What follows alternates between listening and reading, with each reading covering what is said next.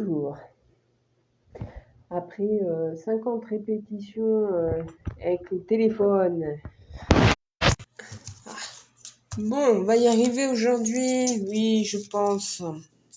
Patience, comme on dit. Patience. Aujourd'hui, c'est pas ça, hein, la patience. Enfin, parle un peu, parle mieux. Reste debout. Merci.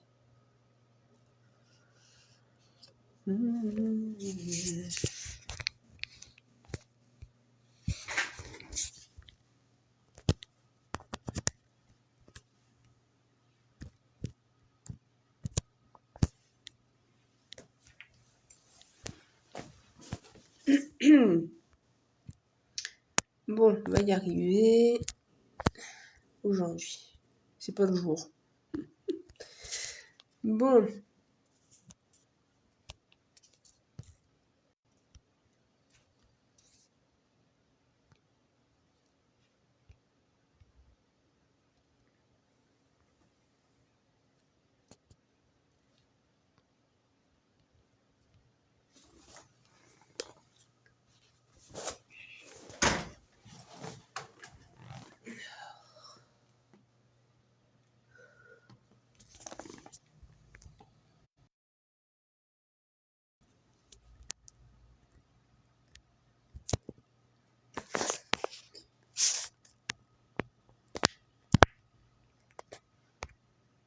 Ah, voilà, ça y est.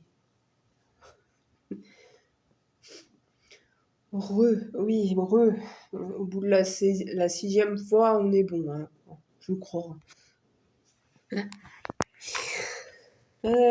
Bon. Alors, le thème du live d'aujourd'hui, c'est... Non, merde, oui. C'est la définition des mots que l'on entend couramment dans la vie courante ou autre, peu importe. Mais d'une façon, disons, spirituelle, parce que c'est un petit peu le but de ce groupe, spirituel. Alors, déjà, on va commencer par la définition du mot spirituel. On va récapituler un petit peu tout ce qui est les termes généraux.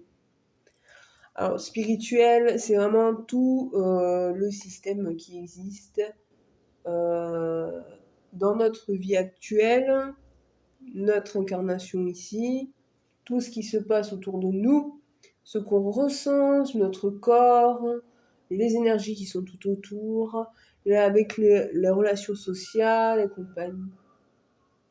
et compagnie.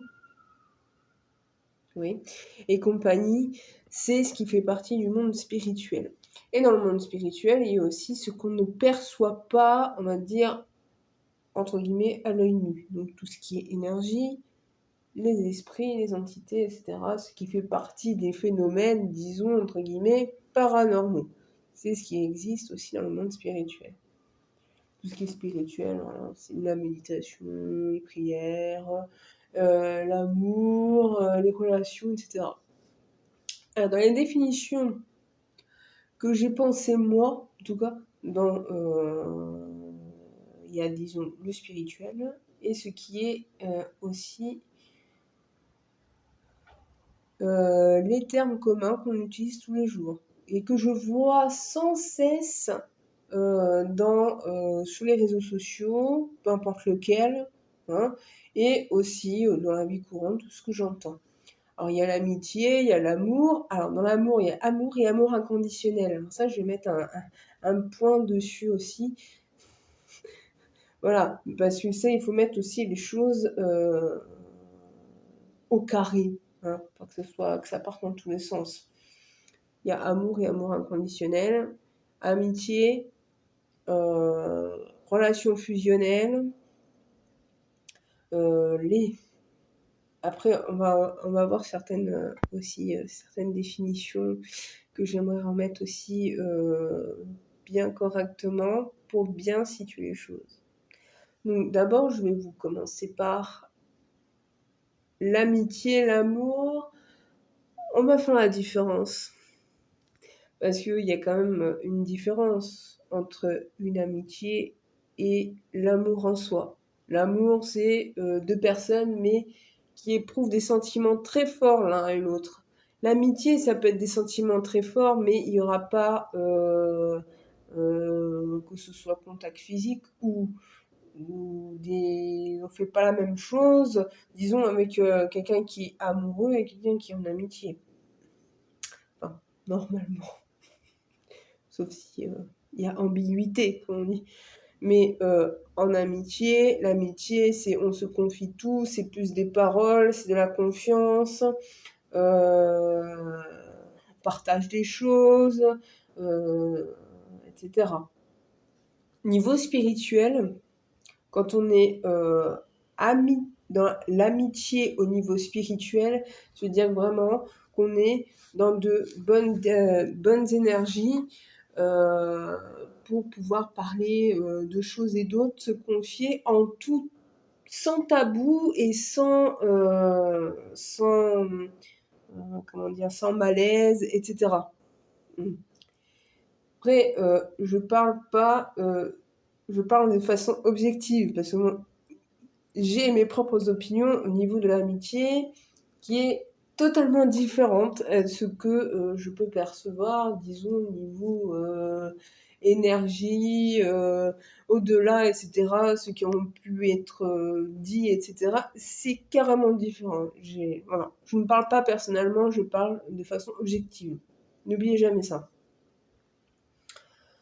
Le deuxième chose, je voulais parler aussi de l'amour. Alors l'amour, c'est un grand mot. Parce qu'il y a l'amour qu'on ressent nous en tant qu'être humain, et il y a aussi l'amour, disons, inconditionnel qui est plutôt de l'au-delà que de l'humain.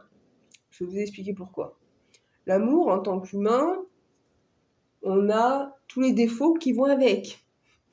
Hein, la jalousie, la possessivité, la passion. La passion, c'est pas forcément une bonne qualité.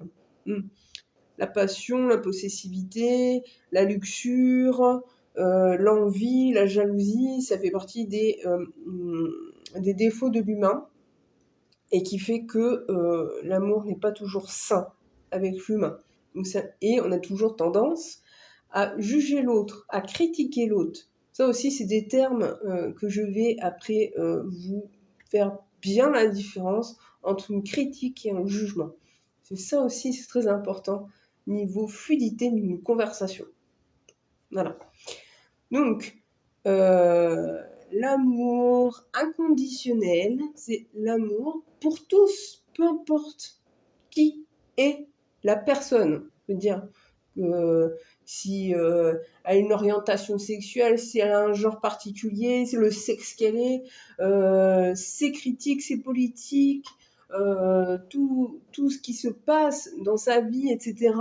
Même si elle a commis des pires crimes de sa vie, on va l'aimer quand même, c'est de l'amour inconditionnel et il n'y a aucune critique, aucun jugement. Donc c'est lumière 100%.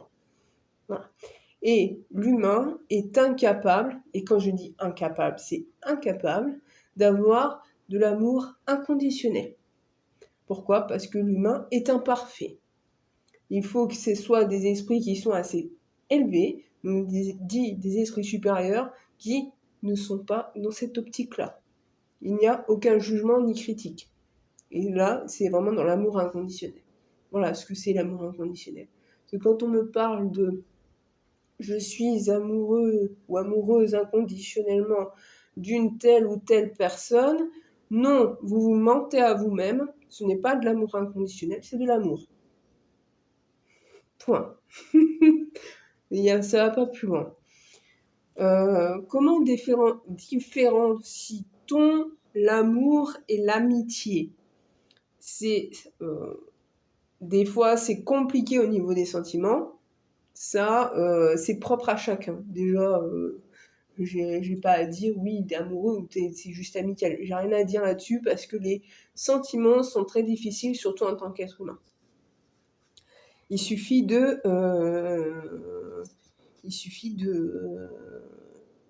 écouter, on va dire, ses sensations, ses émotions, et on peut faire la part des choses si on est ami avec cette personne, ou pas du tout, hein. Ami avec cette personne, ou c'est de l'amour. Attention, ce nuage a mis le grappin dessus, je sais. Et c'est pour ça que il est très important de faire la différenciation entre l'amour et l'amour inconditionnel, parce que c'est carrément différent.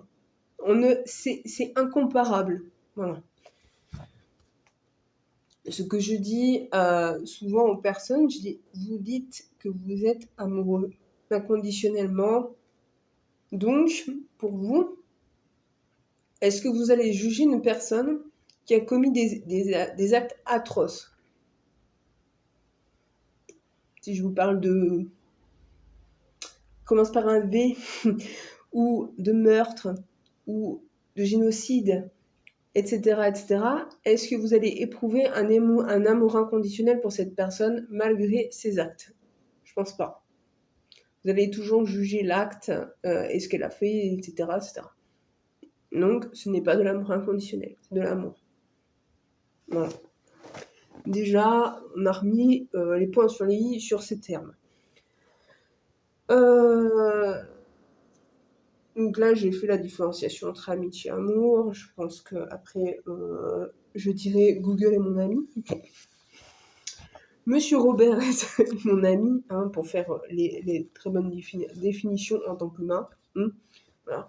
Après, l'au-delà ne fait pas forcément de distinction entre amour et amitié, parce que c'est quand même des relations qui sont, disons, fortes. Après, nous, on met quand même, nous, en tant qu'humains, on met quand même une barrière entre amour et amitié, parce que, disons que l'amour, il y a plus de contact physique que l'amitié. Dans l'au-delà, il n'y a pas de contact physique.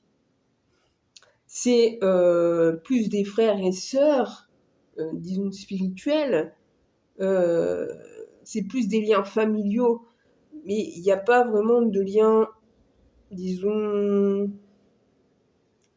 de contact physique, il n'y en a pas. Voilà, c'est une autre façon de voir, c'est plus de la famille, où ça va être de l'amour inconditionnel pour tous. Voilà, peu importe ce qu'elle a fait ou elle a fait pendant ses anciennes incarnations. Il faut bien mettre les choses au clair sur les termes. Alors, il y a d'autres termes qu'on peut aussi définir. Il y a quoi que je me rappelle? Les liens, la famille. Alors là, il y a aussi la définition dans la famille, c'est-à-dire il y a la définition en tant qu'humain, la définition aussi en tant que... Aujourd'hui, je vais y arriver. Du côté Larousse et du côté au-delà. Il y a deux choses différentes, parce que on va distinguer d'autres manières de définir, disons. En tant qu'humain, la famille, c'est ceux qui nous ont éduqués, qui nous ont élevés. Ça peut être notre mère, notre père, les grands-parents, une famille adoptive, etc. Ceux qui nous ont éduqués depuis notre naissance. Voilà. Oui. Mon chien fout le bordel. Bon.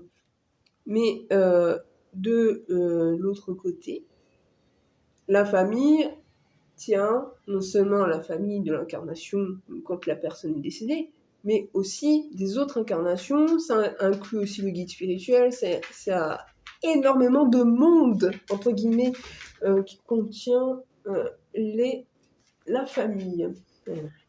T'es en forme toi aujourd'hui? Donc, la famille, nous, on pense tout de suite à la mère, au père, aux grands-parents, etc.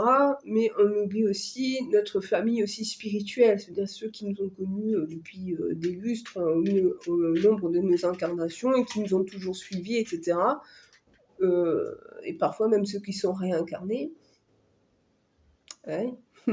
Ça peut être aussi, ça peut faire partie de notre famille spirituelle, parce qu'après, quand lui, il va clamser, ça sera aussi qui faisait partie aussi de notre famille spirituelle, puisqu'on les a déjà connus dans une ancienne vie, qui était peut-être un père, une mère, etc. Il faut pas oublier qu'aussi que dans l'au-delà, c'est plus frères, sœurs spirituels. De toute façon, il n'y a pas de sexe, donc on s'en fout. C'est non-binaire, comme on dit de notre époque. Il n'y a pas de sexe de l'autre côté. Donc c'est une famille générale, on a une famille spirituelle. Voilà. C'est tout le monde. On a plus ou moins des affinités dans l'au-delà, parce que par rapport à notre élévation aussi, puisqu'on n'est pas tous au même niveau, je dirais, apprentissage, mais on a tous plus ou moins des affinités, mais il n'y a pas de haine ou de remords, etc. Mais je parle vraiment, attention quand même, c'est vraiment quand ils sont vraiment de l'autre côté de la lumière. Je parle pas du seuil de bas astral, hein, je parle de l'autre côté. Hein. Là, c'est une autre paire de manches.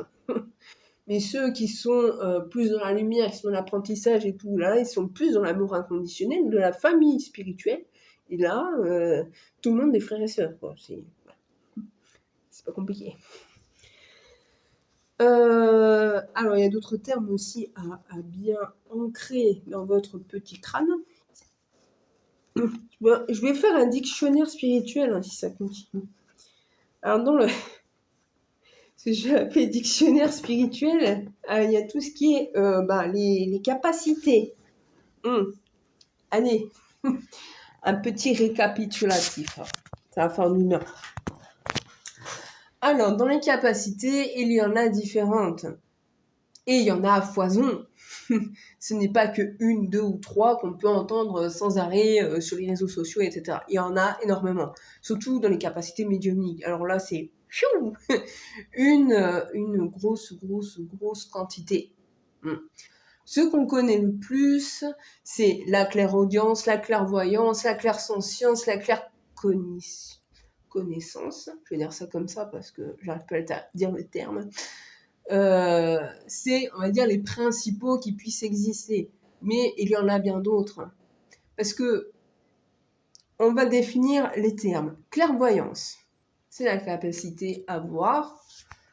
Ça peut être les esprits, ça peut être les énergies, ça peut être, on va dire, c'est une seconde vue, la clairvoyance. C'est-à-dire qu'on est capable de voir les esprits, que ce soit les yeux fermés, que ce soit les yeux ouverts, que ce soit par pensée, que ce soit par les rêves. Et la clairvoyance, c'est voir vraiment correctement. Alors, ne confondez pas aussi dans clairvoyance et voyance. S'il vous plaît. Parce que ça, c'est une grosse erreur à ne pas... c'est une confusion totale. Ça peut faire partie de ce qu'on appelle de la voyance, mais en termes général et logiques, ça n'en fait pas partie. On peut avoir des capacités de voyance. Les capacités de voyance, c'est la capacité de voir ou prédire l'avenir. On est d'accord là-dessus. Mais la clairvoyance, ce n'est pas de la voyance. La clairvoyance, c'est pouvoir distinguer les énergies qui peuvent se trouver sur une personne, sur un lieu, etc. Avoir des couleurs nettes, etc. Ça peut être l'aura, ça peut être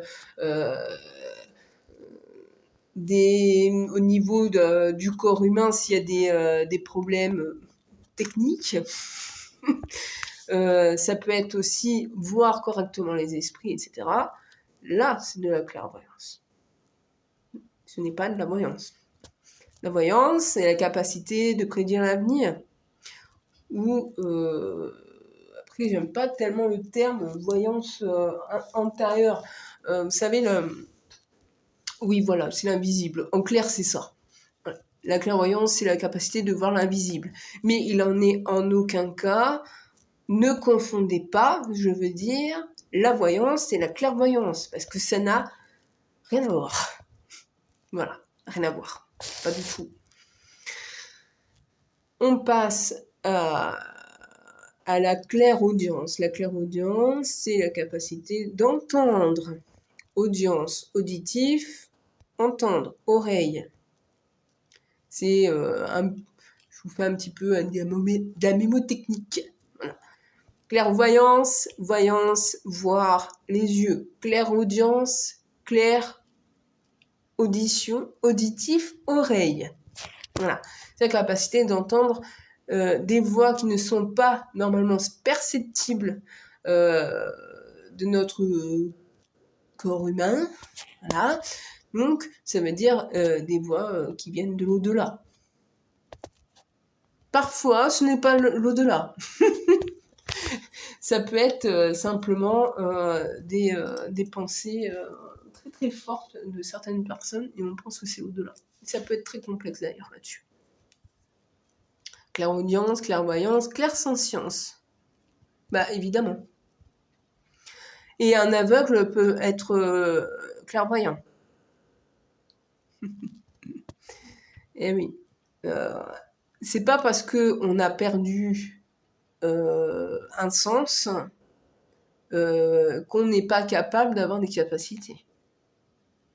Réfléchissez un petit peu quand même. Là, après, il y a tout ce qui est le goût, donc le goût et l'odorat. Là, c'est pareil, on peut capter certains goûts qui nous arrivent d'un seul coup ou des sensations d'odeur. Par exemple, des odeurs qu'un défunt a souvent l'habitude de sentir. Donc, des fois, c'est la clope, des fois, c'est... comment dire, des parfums, etc. Mais des parfums qui sont subtils. Clairofaction, merci. Cherchez le nom. Et c'est des capacités, disons, médiumniques, parce que ça fait partie de ces genres de capacités, de toute façon. Voilà. Et la clairsentience, c'est la capacité de sentir, de ressentir, c'est-à-dire des présences, des défunts, et ça peut être, par exemple, quand quelqu'un est décédé, je sais pas, subitement, qu'il y a eu un accident et qui s'est fait casser la jambe, on va avoir la sensation d'avoir de la jambe cassée. C'est des ressentis très particuliers. Il y a aussi la claire cogniscience. Alors, celui-là, j'ai du mal à me le dire. Alors, celui-là, c'est la capacité de mémoire, à dire, de se souvenir d'un défunt comme il est mort, mais d'avoir des connaissances très particulières. Et des fois, ce n'est pas forcément de la mort, c'est des connaissances que nous, on n'est pas capable d'avoir. Par exemple, quelqu'un qui a été surdoué. Voilà. Clair savoir, mais c'est la claire connaissance, c'est encore plus chiant à dire. Et c'est les connaissances, mais que nous, en tant qu'humains, on ne peut pas forcément avoir. C'est-à-dire des connaissances, par exemple, quelqu'un qui ne sait pas lire et écrire, et que soudain va savoir écrire et lire comme ça. Voilà. C'est mais ça, c'est...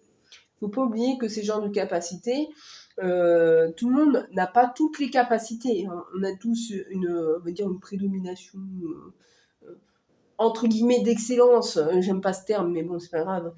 Où on est plus ou moins à l'aise, etc. Et qu'on peut développer par la suite. Ça, faut-il le vouloir. Hein, voilà.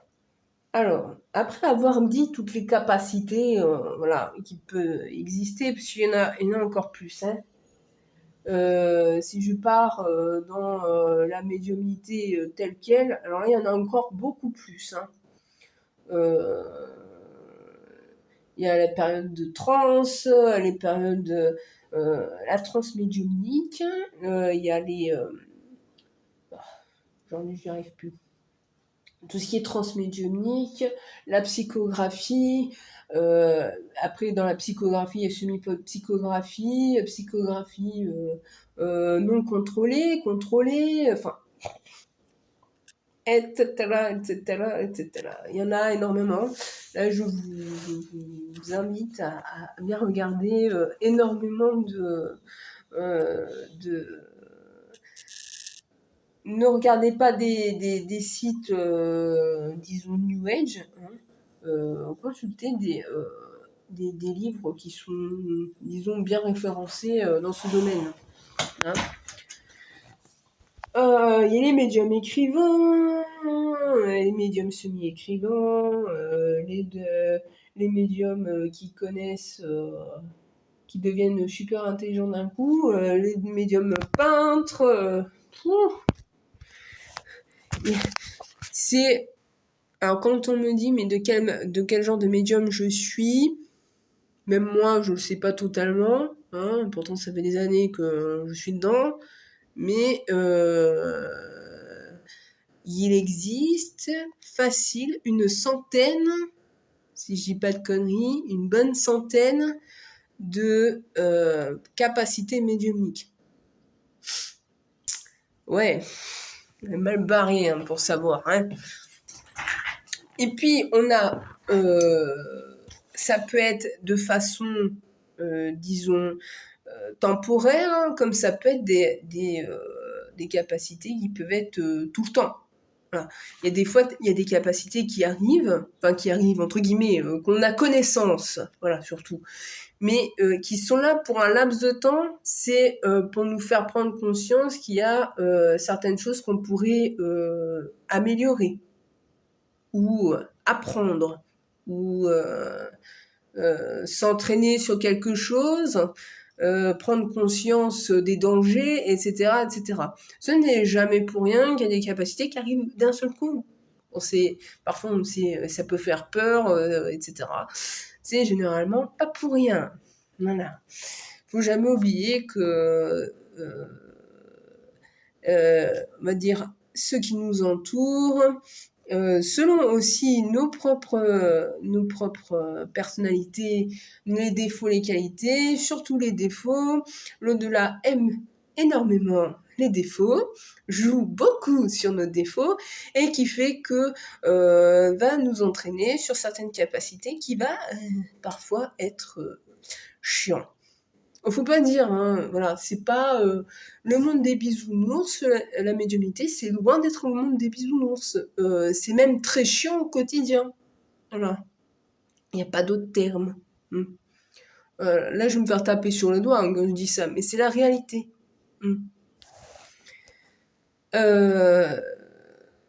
Donc, dans les capacités, si, il y a une définition que je devrais quand même commencer par, c'est médium. Et après, voyant. Parce que ça, c'est quelque chose que je trouve partout. Il y a énormément de problèmes pour définir ce qui est la médiumnité et ce qui est la voyance. Pourtant, c'est quelque chose qui est contraire. La médiumnité, c'est être capable d'être en communication avec l'au-delà. La voyance, c'est la capacité de prévenir l'avenir. À l'aide de supports ou non, ça dépend. Le médium, lui, il n'a pas besoin de support. Déjà. Et même sans parler de support, hein, parce que on met toujours une différence entre médium et voyant par rapport au support. Non, parce que ce n'est pas du tout la même pratique. Déjà. Et ce n'est pas du tout la même façon de faire, la même façon de procéder, machin. Il y a énormément de choses qui sont carrément différentes. Il y en a un, il va plus voir l'avenir pour des choses, disons, sociétales, matérialistes, etc. L'autre, ça va être plus dans la rétrospection d'une personne pour la faire avancer, faire face à son deuil, avoir des messages précis de l'au-delà, etc., c'est carrément différent. La voyance, pas du tout. Hein, c'est carrément quelque chose, si vous avez un problème dans votre vie et vous êtes angoissé de ne pas savoir ce qui va se passer, vous pouvez consulter un voyant qui va vous prédire certaines choses qui vont arriver dans l'avenir, que ce soit bon ou mauvais pour vous, dans un sens, il s'en fiche pas mal. Voilà.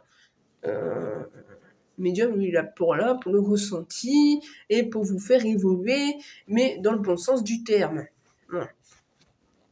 Voilà, c'est le distinguo entre le médium et le voyant. Il y a dans la voyance différentes pratiques qui existent. Dans la voyance, il y a le tarot, les oracles, les cartes, les runes, les dominos, comment ça s'appelle, les bâtons, là, je sais plus. Il y en a plein. La boule de cristal, etc., etc. Il y a énormément de pratiques qui se fait dans la voyance. En médiumnité, il y a la médiumnité où il y a parfois, il y en a qui utilisent des supports. On va définir aussi les termes là-dedans. La Ouija, mon ami, la Ouija, le spiritisme et spiritisme est vraiment la pratique. Je parle pas du courant, deux choses différentes. Le spiritisme, le Mikado, peut-être, je sais pas, je me rappelle plus. Non, il y a des espèces de... Dans la voyance, il y a des... je sais qu'il y a une pratique qui se fait dans la voyance, mais avec des bâtons, là. Je sais même plus les noms. Après, je m'y intéresse pas forcément. Il y a la kibomancie aussi, avec les dés. Et ça vient de me remettre aussi. Donc je disais, il y en a qui utilisent dans la médiumnité les supports tels que la Ouija et le spiritisme. Alors la Ouija, c'est une planche, voilà, avec les lettres de A à Z et les chiffres de 0 à 9 et avec un oui, non et au revoir. Voilà.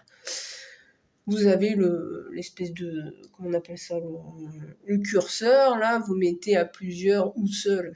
Non, c'est pas conseillé, hein. Bon. Je m'en fous, en fait, lui. Qui déplace le curseur comme ça pour... ils appellent les esprits et ça donne des mots ou des phrases, etc. Bon, faut savoir une chose, c'est que la plupart des gens qui utilisent la Ouija n'ont pas connaissance des risques d'appeler les esprits. Parce que quand on fait une invocation, parce que c'est une invocation, l'invocation, c'est le fait d'appeler les esprits. Il y a énormément de risques à ce que, de toute façon, ceux qui vont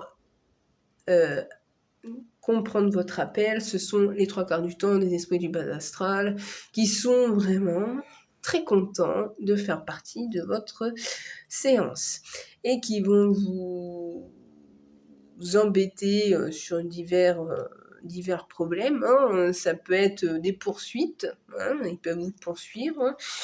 Ils peuvent vous obséder, vous subjuguer, et ça peut aller très loin. Donc il faut vraiment faire attention si vous utilisez la Ouija. Moi je suis contre, parce que on n'invoque pas les morts, parce que c'est quelque chose qui est assez dangereux. Mais si vous avez connaissance, on va dire, du danger et que vous le faites de façon assumée, il faudra assumer les conséquences, hein, déjà. Et faites ça de façon, on va dire, bien ritualisée. Faites attention à ce que vous faites et à ce que vous dites. Ne faites pas dans de mauvaises conditions, etc. Parce qu'il y a quand même des étapes à suivre pour qu'il y ait moins de risques, même si le risque est 0, pour l'au-delà est 0. Hein, voilà. Alors, le spiritisme, c'est exactement la même chose, sauf que le support n'est pas le même. C'est une table avec un verre qui est posé au milieu et on fait bouger le verre, etc. sur la table. Bon, après, c'est pareil. Si vous faites l'invocation des morts, parce que c'est de l'invocation, vous ne savez pas sur qui vous allez tomber et sur quoi, c'est exactement les mêmes conséquences que la Ouija. Bon, il est évident que même en tant que médium, si vous invoquez les morts, vous avez exactement les mêmes problèmes. Voilà. Il est clair et net que l'invocation des morts, il faut faire attention à ce qu'on fait, à ce qu'on dit et comment on le fait, si vous le faites. Il est dit en médiumnité, oui, les tableaux tournants. De toute façon, il y a énormément de pratiques diverses et variées Hein, je vais pas toutes les citer parce que c'est quand même assez vaste. Parce qu'il n'y a pas que ça, il y a les tables tournantes, le spiritisme, la Ouija, il y a même certaines pratiques comme le somnambulisme magnétique et aussi les transmédiumniques, mais qui sont provoquées. Voilà, c'est des pratiques qui sont dites dangereuses puisque on invoque directement l'au-delà. Ce n'est pas l'au-delà qui vient à nous, mais c'est le contraire. Et là, c'est quelque chose qui est catastrophique. Voilà, c'est catastrophique. Bonjour Maria. Il faut faire attention si on invoque les morts. Donc, il y a une autre définition dans ce terme-là, c'est tout ce qui est pratique. Éthique. L'éthique, c'est des règles à suivre, mais pour que ce soit des consultations ou les pratiques en elles-mêmes se fassent d'une manière légale, hein, non manipulatrice et de façon confidentielle. Il ne faut pas que ça soit fait à la one again ou de façon complètement au hasard. Dans les éthiques, je vous renvoie d'ailleurs que ce soit le live de Pascal, ici présent, ou le mien sur YouTube qui date déjà un petit moment, ou même dans le groupe où j'avais fait un live sur les éthiques spirituelles, et qui sont très importantes dans que ce soit en tant que consultant ou en tant que pratiquant. Hein, ça va dans les deux sens, évidemment. La confidentialité est de mise, ça veut dire qu'il ne faut pas parler de ses clients ou de ses consultants sans son accord à d'autres pratiquants. Ça en va même dans l'autre sens, hein, évidemment. Hein. Vous n'allez pas parler de ci, de ça, ce qui est arrivé dans la consultation à d'autres personnes en rabaissant le pratiquant ou en rabaissant le client non plus. Hein. Il faut éviter au maximum, même ça devrait être interdit. Pour l'info, je vous retrouve, oui bien sûr, je vous confère à l'INAD avec la charte déontologique, même si il manque, je trouve, d'autres informations, elle est quand même suffisante pour le minimum, surtout pour les arts divinatoires, où il y a quand même une lignée directive sur les façons de procéder, l'éthique, c'est une charte quand même qui est quand même bien foutue, même si, bon, je pense qu'elle devrait être remise à jour. Alors, il y a d'autres termes. Là, on va passer plus à ce qui est soins. Je mets les guillemets là. Hein. J'aime pas ce terme. Parce que les soins, pour moi, ça fait partie plus de la médecine. Alors, ce qui est appelé soins énergétiques, les soins énergétiques. Déjà, le terme m'agace, parce que le soin, on ne soigne pas. Non. Je dirais plutôt pas c'est énergétique, c'est le fait de renflouer l'énergie correctement à la personne de façon à ce que l'énergie circule correctement dans son corps. Après, c'est une différente façon de thérapie, machin.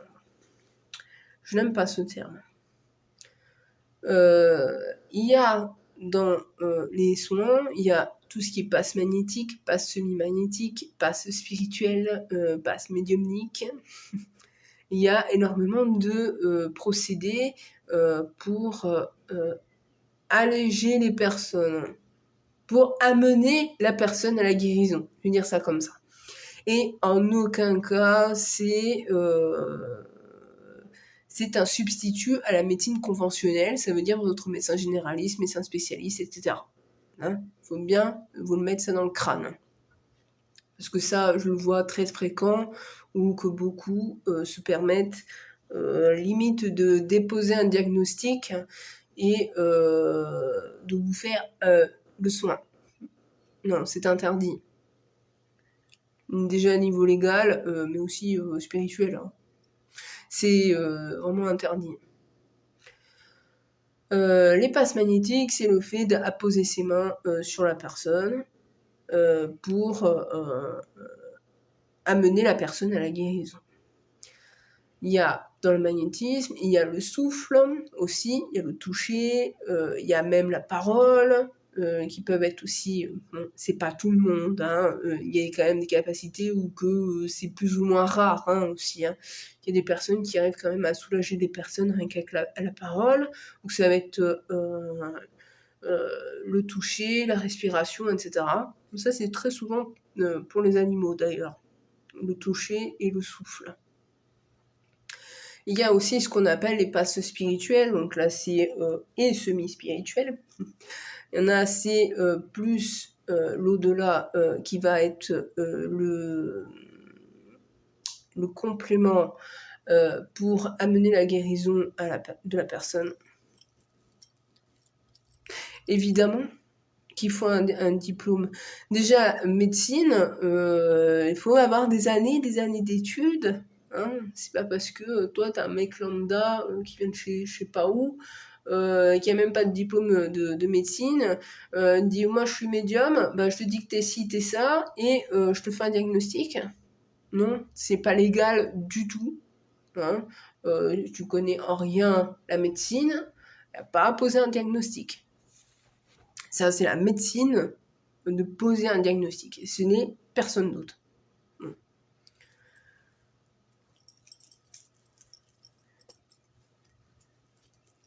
Non, il y a très peu, il n'y en a pas beaucoup qui respectent ça. Et je trouve ça pitoyable. Il est en aucun cas, déjà, j'amène les personnes à une réflexion. Déjà, rien qu'avec leurs termes de pratique.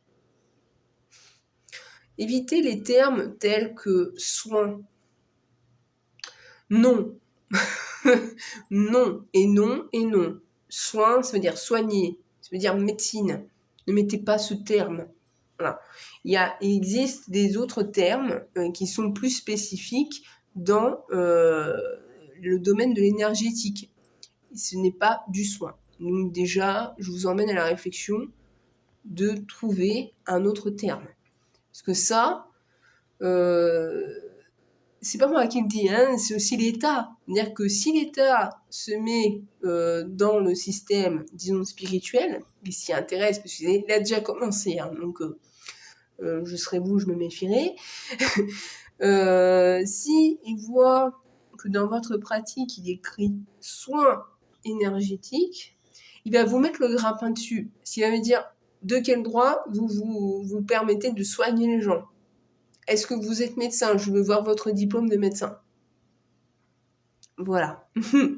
Déjà rien qu'au niveau légal, hein, ça peut piquer. Hein, puis les amendes, voire la prison dans certains cas, ça peut être assez grave. Et c'est pour ça qu'il est très important de mettre des bons termes dans nos pratiques. Moi, je vais parler personnellement. Hein, dans mes pratiques, je mets passe médiumnique. Il n'y a pas de terme soin dedans. Et au moins, c'est plus clair aussi pour le consultant qui se dit au moins, je sais pertinemment que voilà, ce n'est pas du soin en tant que tel. C'est l'accompagnement à l'aide de la médecine à la guérison. Voilà. Déjà, le caducée est formellement interdit pour les ostéopathes et médecine douce. Oui, exactement. Et même pour d'autres pratiques, bientôt. Hein.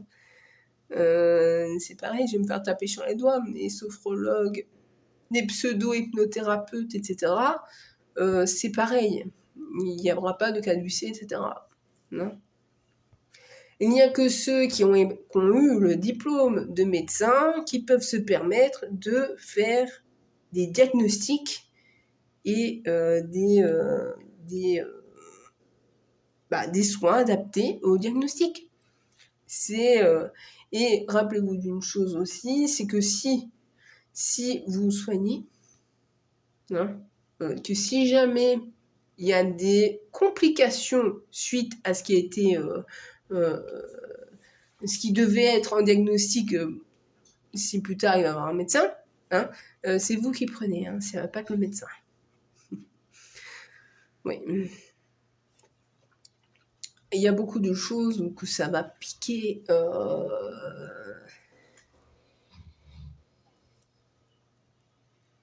J'ai vu une facture de naturopathie faire de la réflexologie plantaire. C'est pas très légal, ça, hein? Non, c'est pas légal du tout. Parce que le naturopathe n'est pas médecin. Déjà que dans ces temps modernes, on nous fout des hypnothérapeutes, mais qui ne sont pas véritablement hypnothérapeutes. Déjà, ça fait peur. Hein. Il y a même des formations, etc. C'est complètement absurde. Hein. Je pense qu'il serait idéal de retourner aux sources. Hein. Que tout le monde ne peut pas faire hypnothérapeute comme si on allait à l'école pendant 1 an, faire une formation pendant 6 mois, et ça y est, on est hypnothérapeute. C'est quand même une pratique qui est très dangereuse, hein, si elle est mal maîtrisée. Vous ferez n'importe quoi, vous pouvez engendrer encore plus de maux sur la personne, et ça peut aller très très loin, ça peut aller au suicide, à la violence, etc. Je pense que vous imaginez même pas les conséquences que ça peut avoir. Et ça, c'est pareil, naturopathe, réflexologie plantaire. Celui qui fait de la réflexologie plantaire, c'est quand même celui qui est agrémenté par l'État et qui a fait des études. Le naturopathe, lui, il a dû avoir une petite formation là, de 1 ou 2 ans pour faire naturopathe. D'où il se permet de faire un diagnostic et de l'emmener chez un réflexologue. À revoir, hein, quand même. Hein. Dans les définitions, alors, qu'on m'a beaucoup parlé, hein, et que je me suis pris plein à tronche depuis quelques jours, là, c'est en train de m'agacer, New Age, mon terme préféré depuis plusieurs années, où c'est mon combat perpétuel contre ces dérives. New Age, mon ami.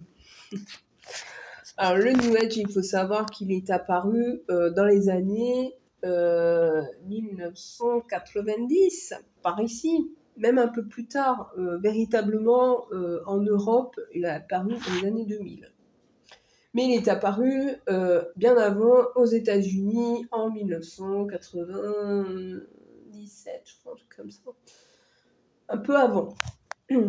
Donc le New Age vient des États-Unis, nos amis les Américains. Intriguant quand même. Alors, le New Age, c'est une pratique qui regroupe énormément de croyances, mais qui ont été complètement, je dirais, déformées, et surtout de façon à ce que les gens qui s'intéressent au New Age ne se fassent manipuler. C'est de la manipulation mentale pure et dure. Voilà. Ils pensent avoir des connaissances, etc., sur certaines pratiques, etc. Mais il y a même des pratiques qui ont été inventées de je ne sais où, parfois. Je me demande où ils ont eu cette imagination. En plus, c'est un irrespect total de différentes cultures qui puissent exister à travers le monde, parce que New Age, ça fait partie du monde bouddhiste. Déjà, le bouddhisme, c'est quand même une philosophie qui a un certain... comment je dirais ça, une certaine croyance qui est plus pour le développement personnel, etc. Hein, et qui a été complètement déformé. Ça veut dire avec la méditation en pleine conscience, méditation machin, bidule chouette, hein, ça j'en ai vu énormément. C'est fait de façon à ce que les gens achètent ou se fassent des idées complètement illusoires. Voilà, face à ce que ça peut faire la méditation. Je vais revenir après sur les termes. Hein, ce qu'est la méditation, etc., mais de façon, disons, objective et non New Age. Hein. Le New Age, c'est notamment le bouddhisme, mais aussi l'évangélisme, notamment plus le christianisme, parce que on peut apercevoir dans le New Age, et encore je pense que ça s'est calmé puisque j'en vois beaucoup moins, à moins que c'est l'algorithme qui fait que j'en vois beaucoup moins, c'est possible aussi, mais on aperçoit beaucoup la Kabbale. Donc la Kabbale, ça a été inventé aussi à partir du New Age. Hein. Et c'est la Kabbale, ça vient normalement de tout ce qui est des pays africains. Alors, vous voyez, on part du bouddhisme, donc c'est les pays qui sont orientaux, qui a été déformé, donc on manque de respect aux bouddhistes. Mais là, c'est pareil, on manque de respect au niveau des Africains. Il faut savoir que quand même, ils ont une croyance, une culture qui leur sont propres. Et ça a été complètement déformé. On a entendu les anges de la Kabbale, donc avec machin, bidou chouette, et en plus les démons, etc. machin. Et si vous regardez les sources de la Kabbale, ça n'a strictement rien à voir. Donc déjà, on manque de respect au niveau... Oui, après, je ne suis plus du tout dans ce genre de groupe, hein, parce que de toute façon, dès que j'ouvre ma bouche, je me fais virer. Donc, j'évite, hein, maximum maintenant, parce que sinon, après, j'ai plus de Facebook, ça m'emmerderait un petit peu, hein, justement pour faire des systèmes de prévention, etc. Même si je parle bien, je me fais virer. Donc, comme je vais pas dans leur sens, ça emmerde. Bref. Donc, tout ce qui est New Age, c'est énormément de manque de respect. En plus, vous savez, il y a aussi les animaux totems. Alors là, c'est pareil, au niveau animaux totems. C'est pas que je suis contre, etc. C'est que moi, je vois plus les origines. Les origines, ça a été plus au niveau des Indiens, etc. Alors imaginez quand même que c'est quand même du manque de respect au niveau des civilisations et de leur culture, parce que ça a été complètement déformé et c'est fait de façon vraiment complètement irrationnelle et complètement stupide. Parce que de base, c'est vraiment des belles cultures et qui leur sont propres, c'est leur propre civilisation et qui ont été complètement déformées. Et c'est quand même malheureux. En fait, c'est pour être gentil, hein, c'est un mélange de toutes ces civilisations-là et qui a transformé tout ça en nuage. Après, il y a des préceptes plutôt, disons, très sectaires qui ont été arrivés avec le New Age. Ça a été les enfants indigos, cristaux, machin, là, toutes ces... Alors là, c'est vraiment très sectaire parce que à partir du moment que vous ancrez quelque chose, que ça touche à une population très sensible, qui sont facilement manipulables, et donc qui vont être atteints de dépression, etc., parce que ça va avec, hein, très souvent. Dès lors que vous touchez ce genre de population et que vous leur ancrez certains préceptes, comme l'indigo, etc., vous allez emmener les personnes jusqu'au suicide. Hein, et il y a eu énormément, que ce soit, on parle souvent des États-Unis, hein, justement pour les enfants indigos, mais c'est arrivé aussi en France.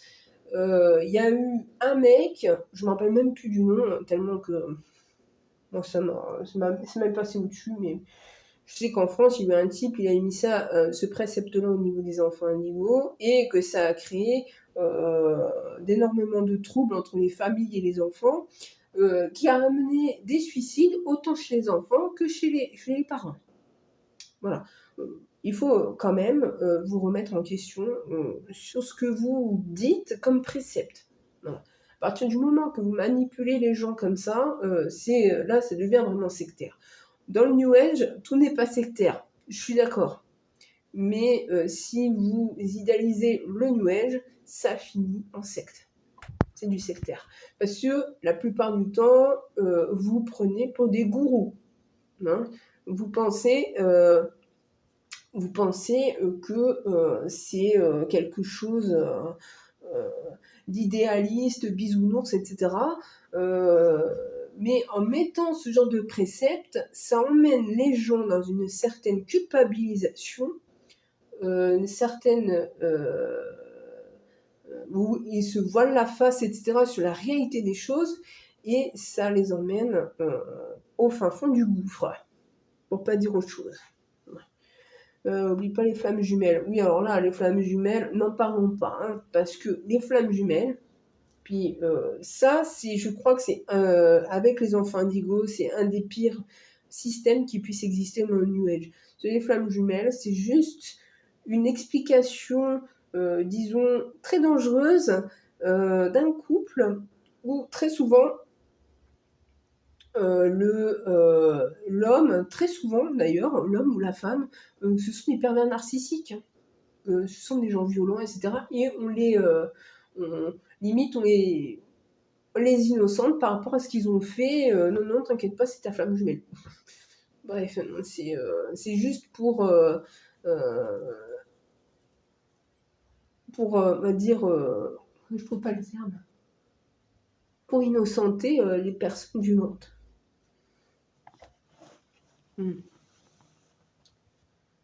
C'est très souvent ça. Oui, après, les noms, etc., oui, ça fait partie aussi, hein, les pranas, le tantrisme, et tout le soin, ça a été des trucs qui ont été complètement déformés et qui ont été de façon ce que les gens sont dans des illusions complètes jusqu'à complètement ignorer leur quotidien. Hein. C'est que ce soit de leur quotidien niveau relations sociales, etc., mais aussi niveau personnel, c'est-à-dire santé, etc., où ils oublient complètement. Ça va jusqu'à quand même, attention, hein, c'est vraiment une alerte là, parce que je trouve c'est complètement aberrant, c'est limite ne plus se vacciner, ne plus prendre de médicaments, ne plus se soigner, etc. Ça devient comme si la médecine conventionnelle, c'était littéralement que de la merde. Voilà. Hein. Autant être cru, au moins ça passe. Et c'est terrible. Parce que après, les gens, et c'est comme ça aussi que certaines personnes, quand vous lui mettez une réalité en face, vous lui faites comprendre les choses, et pas forcément d'une façon violente, hein, d'une façon avec une bonne communication, la personne va vous prendre pour une cinglée ou je sais pas quoi, voilà, et ça va être de façon brutale, et la personne va tomber dans une dépression très violente à cause des préceptes qu'on lui a mis dans la tête. Parce que la manipulation mentale, ça peut durer des années et des années. Hein. Si vous êtes faible psychologiquement, hein, après on n'est pas tous forts psychologiques, tout dépend de ce qu'on a pu vivre dans notre vie, hein, mais dès lors qu'on est faible psychologiquement, qu'on n'a pas eu de remise en question et tout, on s'en remet à des gens qui sont dans le spirituel, etc., mais qu'on n'a pas de vision, je dirais, analytique et critique sur ce qui se dit ou ce qu'on a lu, etc., on va facilement être manipulé. Et quand on est dans la manipulation, c'est comme si vous aviez en face un vampire énergétique. Bah, vous vaporisez là, chou, chou, il va tout vous prendre là, et puis vous êtes émerveillé par tout ce qui est dit.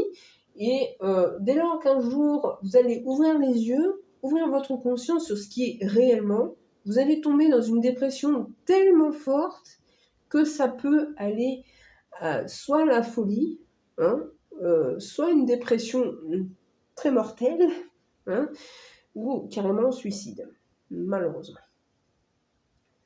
C'est quelque chose d'assez horrible.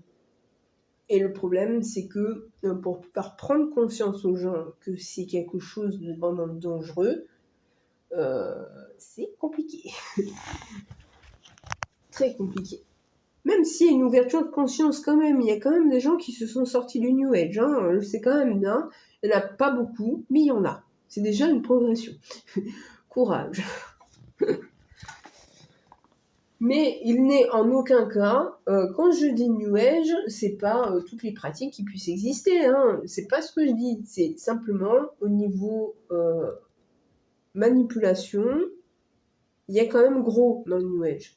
Il faut vraiment faire la part des choses, ce qui est New Age et ce qui est, disons, normal, enfin entre guillemets, quoi. Il n'y a pas de normalité, mais je veux dire des pratiques qui ne sont pas dangereuses, Et quand je dis dangereux, c'est que la personne à qui vous allez consulter fasse les choses de façon, on va dire, plutôt éthique et professionnelle, quoi. Qui ne fasse pas ça n'importe comment. Voilà. Fallait bien que je fasse un coup de gueule, hein. Plus fort que moi.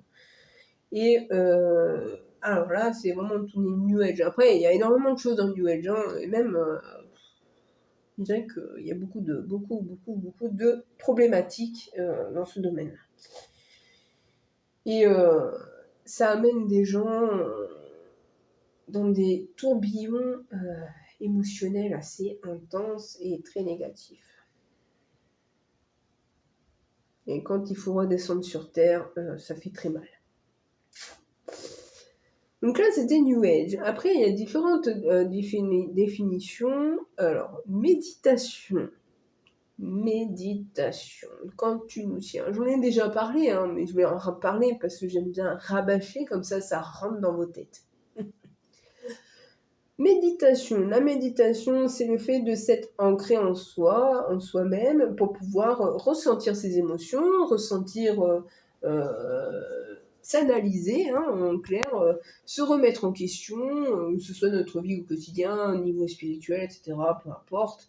Faire le vide en soi, retrouver une certaine, je dirais, harmonie en nous. Et la méditation sert aussi quand même à, disons, comment je vais dire ça être en fusion aussi avec l'au-delà et avoir certains messages, etc. Mais bon, ça, passons. Mais la méditation, ce n'est pas forcément être assis en tailleur avec les doigts comme ça, etc. Non, la méditation, on peut la faire tout et n'importe quand et n'importe comment. Voilà, ce n'est pas en écoutant une musique douce et en mettant en tailleur que vous pouvez faire une méditation. Ce n'est pas ça, la méditation. Ça, c'est juste histoire de vous calmer quand vous êtes sous les nerfs, etc. Vous pouvez écouter une musique et vous mettre comme ça si vous voulez. Mais si la méditation, son réel potentiel, entre guillemets, c'est vraiment s'analyser, se remettre en question et comprendre ses émotions, s'analyser, se remettre en question, etc. Ce n'est en aucun cas retrouver l'apaisement ou qu'est-ce que j'ai vu là une dernière fois sur YouTube, une méditation pour retrouver, je sais pas, quelqu'un, un truc comme ça. Je sais plus, hein. Honnêtement, tellement qu'il y a de conneries, je sais même plus. Non, il faut pas délirer non plus, hein. La loi d'attraction. J'en ai parlé aussi dans un autre. Je ne vais pas rabâcher à chaque fois tous les termes, je vous fais juste un aperçu, hein. La loi d'attraction, c'est un terme New Age, hein, parce que avant, ça a été étudié bien avant le New Age. Ça a été étudié au niveau du 18e siècle, hein. Ce n'est pas du 21e siècle, hein, c'est du 18e siècle. Ça a quand même plusieurs siècles en arrière, hein.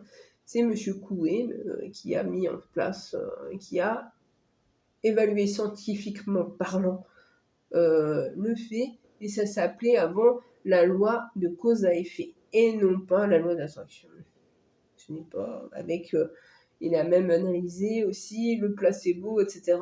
Ça a été quand même beaucoup prouvé scientifiquement, déjà lors du XVIIIe siècle. Après, ça a été mis en place bien plus tard, au niveau du XXe siècle. Mais les premières analyses ont été faites au XVIIIe siècle. C'est pour ça que je le dis, je le redis, je le répète encore, il est important de étudier. L'étude, c'est quelque chose qui est vraiment essentiel pour ne pas vous faire avoir. C'est-à-dire que si vous écoutez beaucoup de personnes, la plupart ne connaissent pas Coucou Mimi, ne connaissent pas l'histoire. Et moi, je ne parle pas que l'histoire de la France, je parle de l'histoire du monde. Voilà, si vous référencez à certaines histoires, ou même aux termes scientifiques, etc., vous pouvez vous faire certaines idées. Hein. Ce n'est pas n'importe qui et n'importe comment que ça a été fait. Certes, dans certains siècles, ça a été fait de manière, disons, problématique. Hein. Je sais. Mais ça a été prouvé scientifiquement parlant. Voilà. Renseignez-vous sur l'histoire, renseignez-vous sur des faits scientifiques et aussi de façon, je dirais, spirituelle, à ce qui a été dit, ce qui a été fait. Parce qu'il y a quand même, la science s'est beaucoup intéressée à une certaine époque au niveau spirituel, que ce soit au niveau magnétisme, que ce soit le corps humain, que ce soit sur la médiumnité, même la voyance, etc. Ça a été énormément étudié. Si ça a été étudié, il y a quand même eu des dissertations qui ont été faites et des mémoires. Et c'est très important aussi de s'y intéresser, certes de façon critique et analytique, mais au moins vous ne vous paumez pas dans les systèmes New Age qui ont débarqué là au début du XXIe siècle. Et XXe siècle. Je l'ai oublié. 20 et XXIe siècle. Et qui est devenu un danger potentiel pour les gens. C'est quand même grave, hein, malheureusement. Ce n'est pas mon but de vous faire culpabiliser, ni de vous rabaisser, ne vous inquiétez pas. C'est juste une prise de conscience que je vous emmène à faire sur ces dérives sectaires et sur les pratiques qui sont faites de façon aléatoire. Et c'est quelque chose qui est assez dangereux. Il faut faire attention. Ce n'est juste de la prévention, ce n'est en aucun cas de vous emmener dans la culpabilité, ni de vous rabaisser. Mettez-vous bien ça dans le crâne, parce que j'ai eu, et encore il n'y a pas si longtemps, des menaces, du harcèlement, parce que j'ose dire que le New Age, c'est sectaire. Oui, malheureusement. Et parce que je touche un point sensible, je touche un gros point sensible, c'est beaucoup le fond. Et il est vraiment important de bien définir les termes. C'est vraiment très important. Il y a aussi un terme que j'aimerais remettre sur le tapis. Non, excusez-moi. Passeur d'âme. Pardon. Je vais vous le remettre sur la table, mettre les points sur les i sur ce terme. Il faut savoir que un médium dit passeur d'âme, ce devrait être un médium qui puisse faire passer une âme d'un autre côté de la lumière. Non. Non. De quel droit, vous, en tant qu'humain, vous allez imposer à un esprit de passer de l'autre côté de la lumière? Parce que c'est imposé. Faites ça à un autre humain de notre incarnation. Vous allez voir comment il va vous répondre. C'est exactement la même chose. Ce n'est pas passeur d'âme. On emmène à la réflexion de l'esprit dans la sphère qu'il est, que ce n'est plus sa place, on va essayer de lui faire comprendre, et s'il ne veut pas, voilà, tant pis, c'est son libre arbitre. Qu'on soit mort, qu'on soit vivant, on a notre libre arbitre. Non. Puis il ne va pas vous dire « Ah, c'est bon, je te comprends, t'inquiète pas, je vais passer de l'autre côté. » Non, il faut arrêter les conneries 2 secondes. Hein. Il a son libre arbitre et s'il n'a pas envie de passer, il passera pas. Hein, voilà. S'il se plaît bien là, tant pis pour lui. Hein, il restera là, puis voilà. Puis un jour, il se rendra compte, il se remettra en question, il passera tout seul. Hein. C'est pas à nous en tant qu'humains. On peut faire de la remise en question, d'une prise de conscience de son état actuel, mais en aucun cas on va lui imposer de passer de l'autre côté. Voilà. Après, il y a d'autres termes. Hein. Après, je suis tellement dans ma pratique que j'oublie des fois les termes New Age qui sont quand même problématiques. Il y en avait d'autres aussi. Que j'avais vu. Après, je suis plus du tout dedans. J'évite au maximum de voir. Ah non, non, et puis d'ailleurs, je veux parler de ça, tiens. C'est justement, ils vont bien rigoler les âmes errantes si tu vas chez eux en disant faut que tu t'en ailles ailleurs. Alors déjà, il faut savoir que les esprits qui sont dans un lieu prédestiné, hein, qu'ils ne sont pas à côté de nous en permanence, etc., voilà, qui nous suivent ou parce que c'est le guide ou autre, je parle vraiment des âmes errantes mais qui appartiennent à un lieu. Bonne chance, parce que déjà, pour arriver à ce que l'âme qui est dans ce lieu prédestiné, parce que c'est une âme, disons, entre guillemets, matérialiste, c'est quelque chose... C'est très très long, hein, pour faire prendre conscience, déjà. Et aussi une chose, c'est pas du jour au lendemain qu'elle va se tailler. Hein. Elle va pas partir comme ça. Hein. Puis des fois, elles partent jamais. Hein.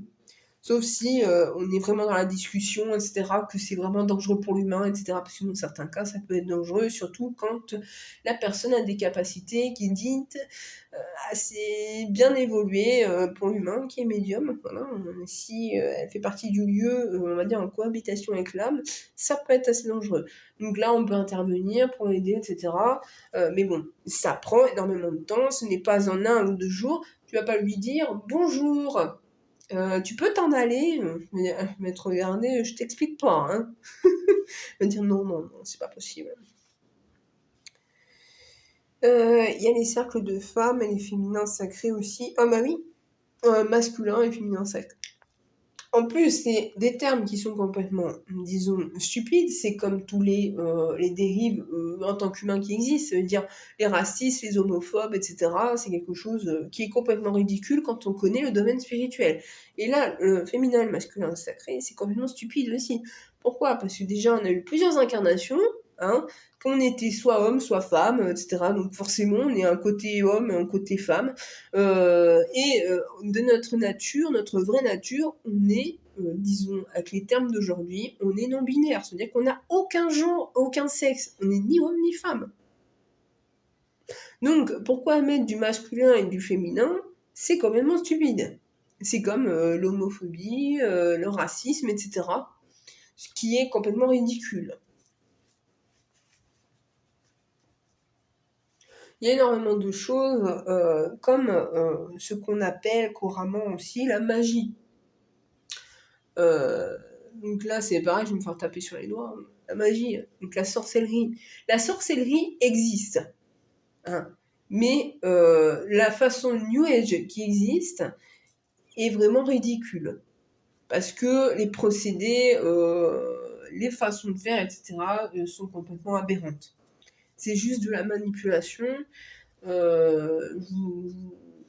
ne vous dis pas le nombre de vidéos que j'ai pu voir, surtout sur TikTok, je crois que c'est l'avalanche de conneries. Hein.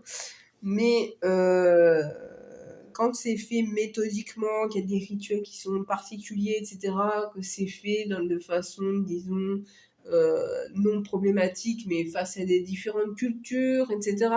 Là, je suis d'accord, mais quand on touche à quelque chose où ne vous connaissez pas les civilisations, que vous ne connaissez pas les choses, etc. En plus, une nouvelle, j'ai oublié un truc, c'est qu'il y a beaucoup de racistes et il y a beaucoup de déformations culturelles. Et c'est très problématique, ça aussi. Et aussi une chose, hein, C'est pas parce qu'on est médium qu'on est interdit d'aider un chrétien, un juif, un musulman, etc. Hein? Non. On n'est pas interdit. Hein. Moi-même, j'aide l'imam, j'aide le prêtre, j'ai même aidé des témoins de Jéhovah. Donc voilà. C'est non, il y a beaucoup de préceptes qui sont complètement aberrants parce que là, on touche carrément à la discrimination, autant au niveau religieux qu'on touche aussi à la discrimination face à la civilisation. C'est-à-dire que toi qui es occident, t'as pas le droit d'aider ceux qui sont orientaux parce que tu n'as pas la même civilisation, les mêmes croyances. Et c'est totalement faux parce que euh, on a tous des descendants au niveau de nos ancêtres qui sont étrangers, et même nous, on était étrangers, etc. On a été vivre dans d'autres pays, etc. Parce que l'esprit n'a aucune frontière. Voilà. Donc le racisme, etc. est complètement stupide. Surtout quand on connaît le domaine spirituel. Voilà. Il y a énormément de problématiques. Énormément. C'est, je dirais, un domaine sans fin.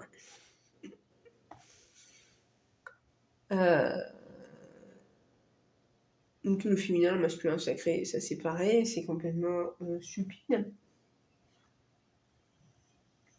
Énormément de choses à définir pour mettre les choses au clair, même au niveau de notre, je dirais, notre corps humain. Hein. Donc là, c'est pareil. Je vous invite aussi à étudier, c'est-à-dire notre biologie, la physique, chimie, la microbiologie, etc. Ça évitera aussi de vous dire des conneries. Hein. C'est des choses qui ont été qui se disent surtout dans la spiritualité, c'est complètement aberrant. C'est-à-dire que j'ai vu des prétendus médiums, parce que pour moi c'est prétendu parce que nous poser un diagnostic et donner donner des préceptes complètement faux alors qu'on ne connaît pas les maladies, c'est être prétendu. Ouais. J'ai déjà vu, je ne citerai pas de nom, évidemment, par pure confidentialité et surtout, je ne veux pas d'avoir de rebondissement. Hein. Puis je vous ai déjà mis un commentaire assez virulent, parce que je trouve qu'il est aberrant de dire, par exemple, les personnes schizophrènes, c'est dû à des problèmes énergétiques, etc. Blablabla. Connaissez-vous la maladie de la schizophrénie? Est-ce que vous savez d'où ça vient? Est-ce que vous êtes médecin? Est-ce que vous êtes psychiatre? Est-ce que vous avez étudié la psychologie, les pathologies psychiatriques? Non. Donc, ne mettez pas un diagnostic sur ce genre de problématique. Hein. C'est quand même assez aberrant. Hein. C'est pour ça qu'il est très important d'étudier. Vous étudiez sur les divers domaines au niveau de la biologie, etc. Hein, ça peut vous permettre aussi d'avoir un recul sur ce qui est dit dans la spiritualité. Ça vous pose des limites à vous dire non mais là par contre ça va trop loin, c'est pas pour moi. Hein. Il faut éviter tout s'explique énergétiquement. Ça je le sais. Hein. C'est en pleine je dirais, ça a même été prouvé, hein, bien avant, hein, même au XVIIIe siècle, ça a été prouvé que certaines pathologies, disons psychiatriques, ça a un lien plutôt étroit avec la psychiatrie. Mais c'est tout ce que vous pouvez dire, parce que ça a été prouvé scientifiquement il y a des années de là. Hein. Mais il n'en est aucun cas de dire oui, il ne faut pas de médecin, de suivi psychiatrique, etc. Il suffit de vous faire soigner énergétiquement et comme ça vous êtes guéri. Non, non, non, non. La schizophrénie, on n'en guérit pas, hein, déjà. C'est comme beaucoup de maladies psychiatriques, sauf peut-être la dépression, et encore, c'est quelque chose à discuter. Mais ne posez pas de diagnostic comme ça, c'est très dangereux. Et surtout, ne mettez pas, voilà.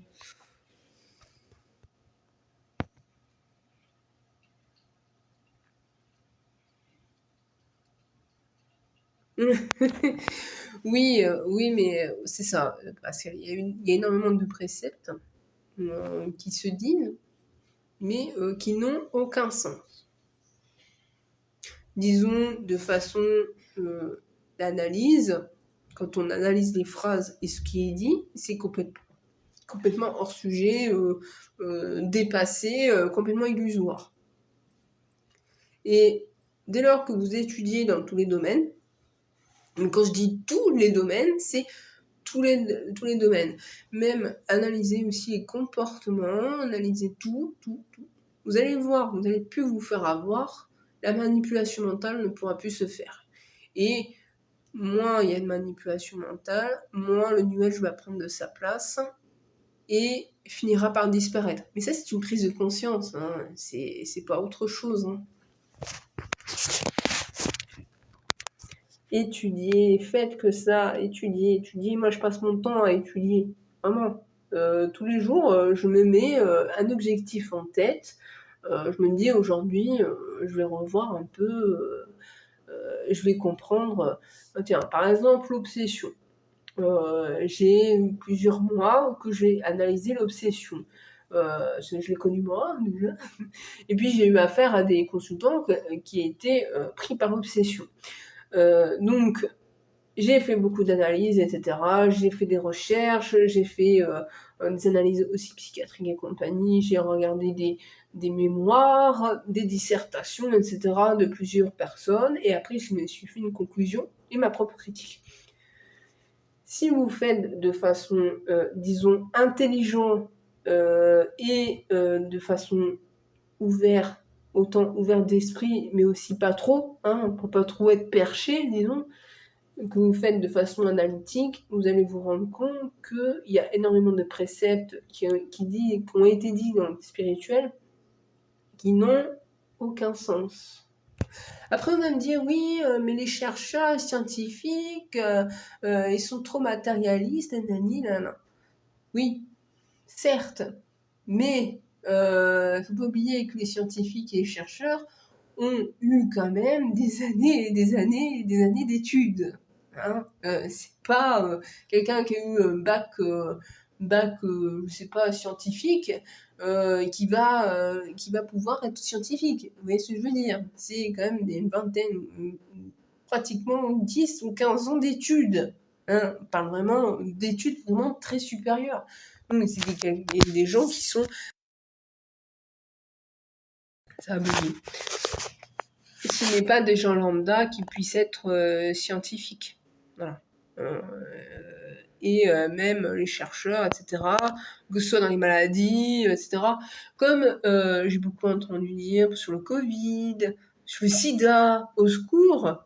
Et pourquoi ils ont été plus rapides à faire sur le Covid et le sida? Alors, si vous étiez un petit peu intelligent, hein, vous saurez que le sida, c'est dû à un virus qui est vraiment très compliqué parce qu'il fait que de muter. Hein.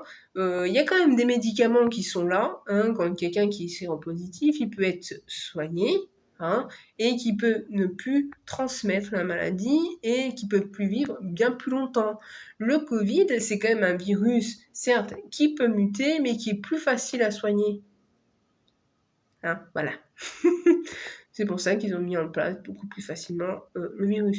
Ne comparez pas certaines choses quand vous ne connaissez pas les bases. Hein. Moi, je l'ai appris, j'étais au collège et au lycée, hein, la microbiologie, la physique-chimie, etc. Enfin, je sais pas, remettez-vous au cours. Hein, voilà. Et ça, c'est très important. Voilà. Bon, j'ai 2% de batterie. Je sais pas si ça va continuer. C'est quelque chose... le téléphone, il part en sucette. Bon. Alors, est-ce que j'ai fait le tour des définitions qu'on entend couramment? Peut-être. Voilà. Je pense que j'ai dit ce que j'avais à dire aussi. Et j'espère que beaucoup d'entre vous vont quand même se remettre en question. Moi, j'amène juste à la réflexion et à une remise de conscience. C'est tout. Après, vous faites ce que vous voulez. Hein. Voilà. Je vous souhaite à tous une bonne fin de journée. Je vous dis à jeudi prochain pour le prochain live. Voilà. Belle fin de journée. À bientôt.